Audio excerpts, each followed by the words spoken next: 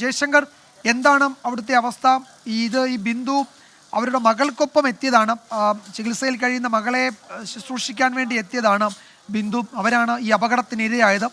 ഇനിയും മറ്റാരെങ്കിലുമൊക്കെ ഇങ്ങനെ അതിൽ പെട്ടിട്ടുണ്ടോ എന്ന ഒരാശങ്ക ഈ ഘട്ടത്തിൽ ഉയർന്നു വരുന്നുണ്ടല്ലോ സ്വാഭാവികമായും, അല്ലേ? വിജയകുമാർ, കൂടുതൽ ആളുകൾ പെട്ടിട്ടുണ്ടാകുമെന്ന കാര്യത്തിൽ സംശയമില്ല എന്നാണ് ഇവിടുത്തെ പല രോഗികളും പറയുന്നത്. കാരണം ഈ കെട്ടിടം ഉപയോഗിച്ചിരുന്നില്ല എന്ന് ആരോഗ്യമന്ത്രി ഉൾപ്പെടെ പറയുമ്പോഴും തങ്ങൾ സ്ഥിരമായി ശുചിമുറി ഉൾപ്പെടെയുള്ള കാര്യങ്ങൾക്ക് ഈ അപകടാവസ്ഥയുള്ള കെട്ടിടത്തിലായിരുന്നു പോയിരുന്നെന്നാണ് ഇവിടെയുള്ള രോഗികളും അവരുടെ കൂട്ടിരിപ്പുകാരും ഒക്കെ തന്നെ പറയുന്നത്. ഈ അപകടം നടക്കുന്നതിൻ്റെ 10 മിനിറ്റ് മുമ്പ് അവിടെ പോയി ശുചിമുറിയിൽ പോയി തിരിച്ചു വന്ന ചേച്ചിയാണ്. ഭാഗ്യം കൊണ്ടൊന്ന് മാത്രം രക്ഷപ്പെട്ടു എന്നാണ് ഈ ചേച്ചി പറയുന്നത്. എന്താ സംഭവം ചേച്ചി? നമ്മൾ സ്ഥിരമായിട്ട് അവിടുത്തെ ശുചിമുറി തന്നെയാണ് ഉപയോഗിക്കാറ്? ഞങ്ങൾ ഇന്നലെ അവിടെ വന്നത്, ഇന്നലെ ആ വാർഡി ഓപ്പറേഷൻ കഴിഞ്ഞ് കയറിയത്. ഞങ്ങൾ ഇന്നലെ മുതലേ ആ ബാത്റൂമാണ് ഉപയോഗിക്കുന്നത്. 2 ബാത്റൂമേ ഉള്ളൂ അതിൻ്റെ അകത്തിൽ.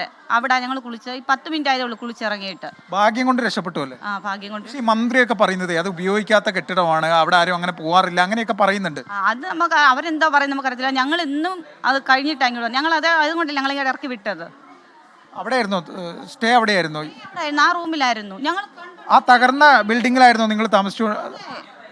അതായത് വിജയകുമാർ, വളരെ പ്രധാനപ്പെട്ട ഒരു കാര്യമാണ്. കാരണം ആ തകർന്ന ബിൽഡിങ്ങിൽ ആരുമില്ല, അത് ഉപയോഗിക്കാത്ത ബിൽഡിംഗ് എന്നാണ് ആരോഗ്യമന്ത്രി ഉൾപ്പെടെയുള്ളവർ രാവിലെ പറഞ്ഞത്. പക്ഷേ ഈ രോഗികൾ പറയുന്നു ഇവർ അവിടെയായിരുന്നു, അവരുടെ ശുചിമുറി ഉൾപ്പെടെയുള്ള കാര്യങ്ങൾ എല്ലാം അവിടെ തന്നെയായിരുന്നു. ഈ അപകടത്തിൻ്റെ 10 മിനിറ്റ് മുമ്പ് മാത്രമാണ് അവർ ആ ശുചിമുറിയിൽ നിന്ന് പോകുന്നത്. അതുകൊണ്ട് തന്നെ അപകടത്തിൽ നിന്ന് രക്ഷപ്പെട്ടു. അങ്ങനെ സർക്കാർ ഒരു തരത്തിൽ അത് ഉപയോഗശൂന്യമായ കെട്ടിടമാണെന്ന് പറയുമ്പോഴും മറ്റൊരു തരത്തിൽ രോഗികൾ അതിനെ ഗണ്ണിക്കുകയാണ്. ഇവിടെ മറ്റ് രോഗികൾ ഉൾപ്പെടെയുള്ള ആളുകൾ. ജയശങ്കർ, ഒരു കാര്യം ജയശങ്കർ സംസാരിച്ച ആ ആളിനോട് അവർ ഏത് വാർഡിലായിരുന്നു അവരെ താമസിപ്പിച്ചത്, അവരെ അഡ്മിറ്റ് ചെയ്തതെന്നൊന്ന് ചോദിക്കാമോ? ചേച്ചി, ഏത് വാർഡിലായിരുന്നു?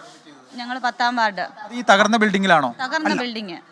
അതായത് വിജയകുമാർ, ഈ 10-ാം വാർഡിലായിരുന്നു. അതിനോട് ചേർന്നുള്ള വാർഡാണ് ജയശങ്കർ. അത് അതിന് സമീപത്തുള്ള വാർഡാണ്. 10, 11, 13 ഒക്കെ അതിനോട് ചേർന്നുള്ള വാർഡുകളാണ്. ഇടിഞ്ഞിടിഞ്ഞ് വരുന്ന ഞങ്ങൾ കാണുന്നു. ഞങ്ങൾ ഇങ്ങനെ ഇവിടെ സൈഡിലേക്കും അവിടെ നിന്ന് ഇടിഞ്ഞിടിഞ്ഞ് വരുക. അതായത് വിജയകുമാർ, അവർ പറയുന്നത് ഇത് ഈ തകർന്ന ബിൽഡിങ്ങിന് സമീപത്തുള്ള വാർഡ് തന്നെയായിരുന്നു, അടുത്ത് തന്നെയാണ് അവർ താമസിപ്പിച്ചത്. ഈ തകർന്ന ബിൽഡിങ്ങിലുള്ള ശുചിമുറി ഉൾപ്പെടെയാണ് അവർ ഉപയോഗിച്ചു കൊണ്ടിരുന്നത്. 10 മിനിറ്റ് മുമ്പ് പോലും അവർ വന്നിരുന്നു. ഒരു കെട്ടിടം അപകടാവസ്ഥയിലുണ്ടുമ്പോൾ അതിന് സമീപ പ്രദേശത്തുള്ള ആളുകൾക്കും അതിൻ്റെ പ്രശ്നങ്ങളുണ്ടാവും. ആ സുരക്ഷ അവർക്ക് കൂടി നൽകേണ്ടായിരുന്നു. പക്ഷേ അതിവിടെ ഉണ്ടായില്ല എന്നാണ് രോഗികൾ പറയുന്നത്.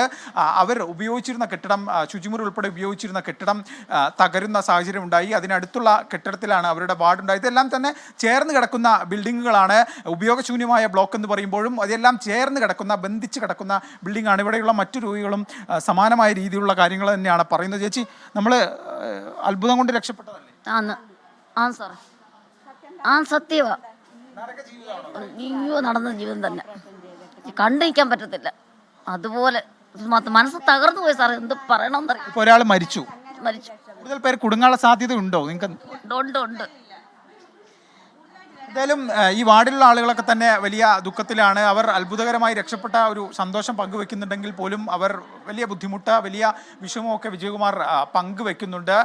ഇന്ന് രാവിലെ ഉണ്ട് ഈ അപകടം ഈ ആളുകളെ സംബന്ധിച്ച് അത് വലിയ വേദനയാണ്. അവർ വളരെ കഷ്ടിച്ചാണ് ഈ അപകടത്തിൽ നിന്നും രക്ഷപ്പെടുന്ന. ജയശങ്കർ, ഇപ്പോൾ നിൽക്കുന്ന ആ വാർഡിൽ അതിന് പരിസരത്തുണ്ടായിരുന്നവരെ, ഇപ്പോൾ 14-ാം വാർഡിനോട് ചേർന്നുണ്ടായിരുന്നവരെ കൊണ്ടുവന്നതാണോ ഇപ്പോൾ? അതോ ഇവരൊക്കെ നേരത്തെ ആ ഭാഗത്തൊക്കെ ഉണ്ടായിരുന്നവർ തന്നെയാണോ? അതായത് ഈ തകർന്ന ബിൽഡിങ്ങിൻ്റെ സമീപ പ്രദേശങ്ങളിലുള്ള ആളുകൾ എന്നാണ് ഇവർ പറയുന്നത്. ഈ അല്പസമയം മുമ്പാണ് ഇവരെ ഇങ്ങോട്ട് മാറ്റുകയും ചെയ്തത്. ഇന്ന് രാവിലെ പോലും ആ തകർന്ന ബിൽഡിങ്ങിലെ ശുചിമുറിയാണ് ഉപയോഗിച്ചിരുന്നത്. ഇവരെ കുറച്ച് മുമ്പാണ് ഇങ്ങോട്ട് മാറ്റിയത്. നമുക്ക് അവരോട് തന്നെ ആ കാര്യത്തിൽ ചോദിക്കാം. കാരണം ഞങ്ങൾ അവിടെ നിന്ന് ഇറങ്ങുമായിരുന്നു, എടുക്കാൻ പറ്റത്തില്ല. എല്ലാവരും വീൽ ചെയറും അതുപോലെ എടുത്തോണ്ട് വന്ന് അന്നേരമേ ഇറക്കി. സ്വയം അവിടെ നിന്ന് മാറിയതാണ്. സ്വയം ഇറങ്ങാൻ പറ്റുന്ന അമ്മയൊന്നും ഇറക്കത്തില്ല. താഴെ ഇറക്കപ്പെട്ട് വീഴാൻ തുടങ്ങും. പിന്നെ പെട്ടെന്ന് വീൽ ചെയർ എടുത്ത് ഞങ്ങൾ ഇറക്കുമായിരുന്നു. അങ്ങനെ ഇറക്കിയത്. അവർ ആ അപകടം ഉണ്ടായി സ്വയം ഇങ്ങോട്ട് മാറുകയായിരുന്നു, അല്ലെങ്കിൽ അവിടെ നിന്ന് ഇറങ്ങി മാറുകയായിരുന്നു. പിന്നീടാണ് ഇപ്പോൾ ഞാൻ നിൽക്കുന്ന ഈ വാർഡിൽ ഇവർക്കൊരു സൗകര്യം ഒരുക്കി നൽകിയത്. ഈ കാര്യത്തിലൊക്കെ ഒരു വ്യക്തത വിജയകുമാർ കുറച്ചുകൂടി വരാനുണ്ട്. കാരണം ഇത്തരത്തിൽ മന്ത്രി ഉൾപ്പെടെ പറയുന്നത് ഉപയോഗിക്കാത്തൊരു ബിൽഡിംഗ് ആണ്. പക്ഷേ രോഗികൾ പറയുന്നത് അതിനോട് ചേർന്ന് തന്നെയായിരുന്നു തങ്ങൾക്കുള്ള സൗകര്യങ്ങളൊക്കെ തന്നെ ഒരുക്കിയിരുന്നത്. അപ്പോൾ ഈ കാര്യത്തിലെല്ലാം തന്നെ കുറച്ചധികം ആശയക്കുഴപ്പമുണ്ട്. പക്ഷേ ഈ രോഗികൾ ഈ അപകടം ഉണ്ടായ സമയത്ത് അവിടെ ആ പരിസരത്ത് ഉണ്ടായിരുന്നവരാണ്. അവർ ഈ അപകടത്തിന് ശേഷം അവർ സ്വമേധ അവിടെ നിന്ന് മാറി പിന്നീട് ഇപ്പോൾ ഞാൻ നിൽക്കുന്ന ഈ വാർഡിൽ സൗകര്യം ഒരുക്കി നൽകുകയാണ് എന്നാണ് അവരുൾപ്പെടെ പറയുന്നത്. എന്തായാലും ഇവിടെ നിരവധി രോഗികളുണ്ട്. ഇവരൊക്കെ തന്നെ അല്പസമയം മുമ്പ് ഈ വാർഡിലേക്ക് എത്തിയ ആളുകളാണ്. ഇതിനു മുമ്പ് തന്നെ അപകടം ഉണ്ടായ കെട്ടിടത്തിനും അതിനും പരിസരത്തൊക്കെ തന്നെയായിരുന്നു ഇവരുണ്ടായിരുന്നു എന്നാണ് നമ്മൾ എന്തായാലും മനസ്സിലാക്കുന്നത്. വിജയകുമാർ. യെസ്, ജയശങ്കറാണ് വിവരങ്ങൾ നൽകിയത്. ജയശങ്കർ സൂചിപ്പിച്ചതുപോലെ അവിടെ ഉണ്ടായിരുന്ന ഈ 14-ാം വാർഡിനോട് ചേർന്നൊക്കെ അവിടെ രോഗികൾ ഉണ്ടായിരുന്നു. അവരെ പിന്നീട് മറ്റൊരു സ്ഥലത്തേക്ക് മാറ്റുകയാണ്. പലരും ഈ അപകടം നേരിട്ട് കാണുകയും ഒക്കെ ചെയ്തതാണ്. തന്നെയുമല്ല ആ വാർഡിലെ ശുചിമുറികൾ ഉപയോഗിക്കുന്നുണ്ടായിരുന്നു. ഈ അപകടത്തിന് തൊട്ട് മുമ്പൊക്കെ അവിടെ കുളിക്കാനൊക്കെ പോയിരുന്നവരാണ് ഇതിൽ പലരും.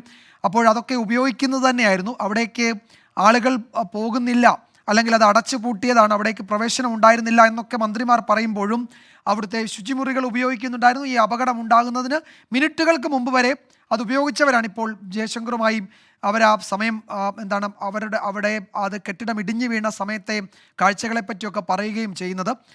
കിട്ടാവുന്ന വീൽ ചെയറിലൊക്കെ ആളുകളെ, രോഗികളെ ഇരുത്തി അവർ തന്നെ അവിടെ നിന്ന് മറ്റു വാർഡുകളിലേക്ക് ഒരു തരത്തിൽ പറഞ്ഞാൽ രക്ഷപ്പെട്ടു എന്നാണ് അവർ പറയുന്നത്. അപ്പോൾ ഈ അപകടത്തിൻ്റെ ആഘാതം അത് അവിടെ ഉണ്ടായിരുന്ന മറ്റു വാർഡുകളിൽ ഉണ്ടായിരുന്നവരും അത് അനുഭവിച്ചിട്ടുണ്ട്. അവരത് കാണുകയും ചെയ്തു.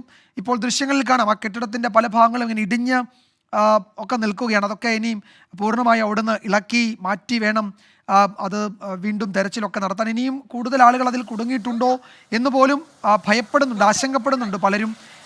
അത്തരം സാധ്യത തള്ളിക്കളയാൻ കഴിയില്ല എന്നൊക്കെ പറയുന്നുണ്ട്. നമുക്കറിയില്ല അതിനിപ്പോൾ ഇത്രയും സമയമായി മറ്റ് ആരെയും കാണാതായി എന്ന പരാതി ഇതുവരെ വന്നിട്ടില്ലാത്തതുകൊണ്ട് കൂടുതൽ ആളുകൾ അതിൽ കുടുങ്ങിയിട്ടില്ല എന്ന് നമുക്ക് സമാധാനിക്കാം.